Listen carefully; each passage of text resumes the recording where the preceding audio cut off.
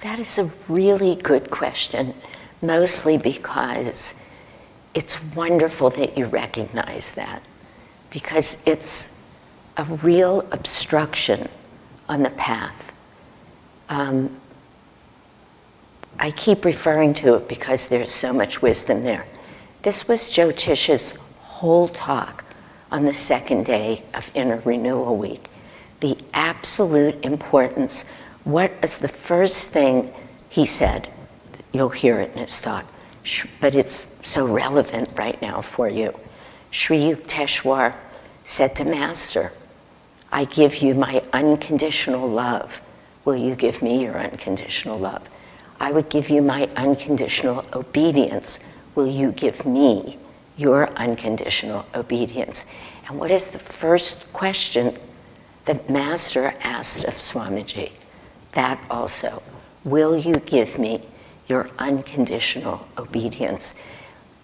I will say this is very hard, but we cannot progress spiritually without working through this.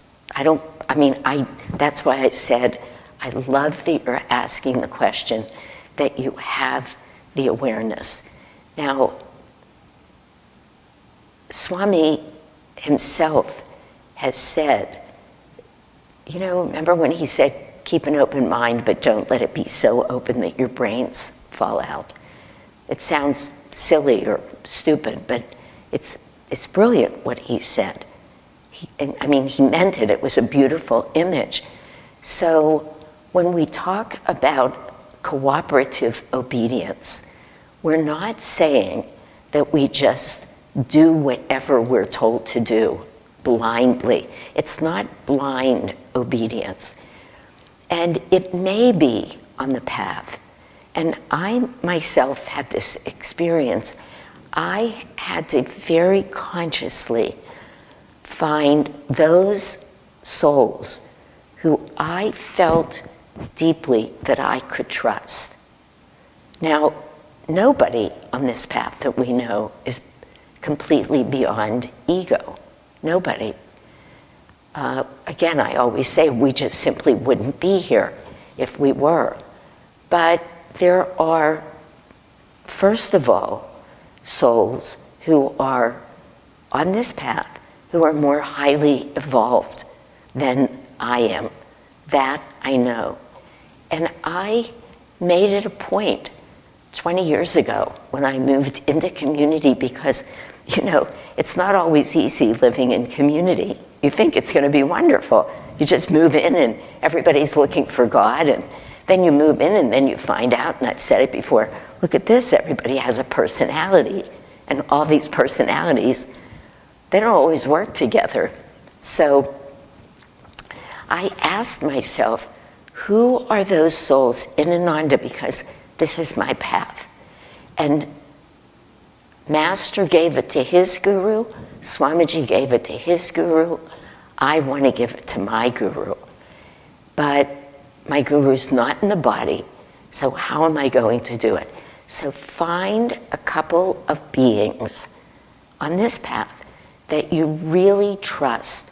You feel they love you, they care about you, and maybe even importantly, because you'll see their ego, that you believe that they could put themselves completely aside and be, when they're with you, really knowing or intuiting or asking for guidance about what is best for you. Not what would be best for me, not how I'm going to move, because there are no two exact souls, but who will be with you in spirit and then ask for that guidance that's for you, considering your strengths, your weaknesses, exactly where you are, your inclinations, your personality, all of that.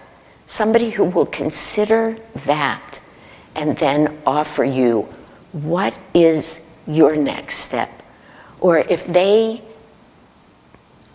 come to you or answer a question in a way that doesn't feel you don't want to do it, or as you say, you're just resisting authority. That's a pretty common problem in this world, and it gets people into a lot of trouble, actually. I'm sure every once in a while it saves a life, but most of the time, the generic resisting authority, it's a quality that we should try and work through, probably having to do with many lifetimes of authority being misused with you. But we can tell ourselves what's happening in this moment. When I have the opportunity, I'm just going to use the extreme, though I have friends that I trust, other friends who I go to and put my questions before them, or when they've approached me and it's been difficult and said, you're misbehaving, I have taken that in and resisted that urge to fight or yell back or make my case. Took a lot of effort, but I find I trust this person. What is the teaching here? Let me look at it. Let me be open to it. I may not agree with all of it, but let me be open at least. That's what Swamiji meant when he said, not blind authority, but considered authority. So you might have to go back and ask that person in authority, why do you think this is the truth? Why are you telling me that? Why are you guiding me in this way? But not that kind of, why are you doing that? Why would you say that to me? That blocks energy. But start with some easy moments and open to the possibility that there is something for you to learn there.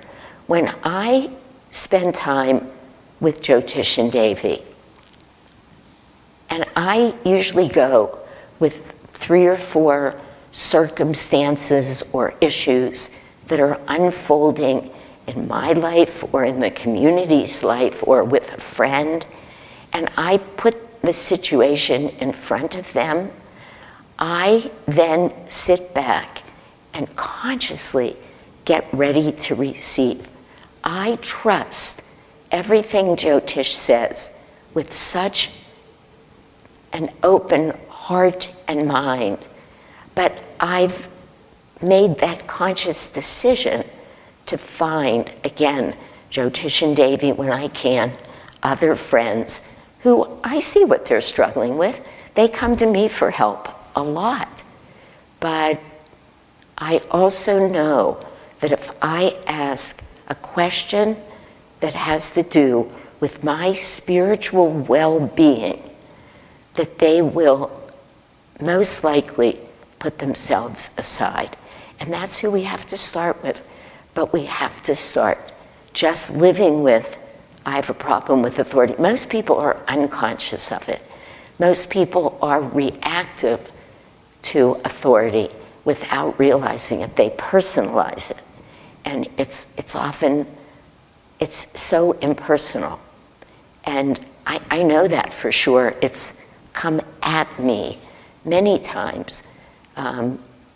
Whatever, because I was president of a medical group or president of this or a colony leader or, whatever, a teacher in whatever way. Authority puts a big target on your back. And it's not good for the people who are shooting at the target. It's really not. I know that now. I've known it for years, so I don't react to it as much. But it's a quality to do everything you can do to work through it. And I think you may be able to do that the best by finding a few people who you trust and move forward in that way.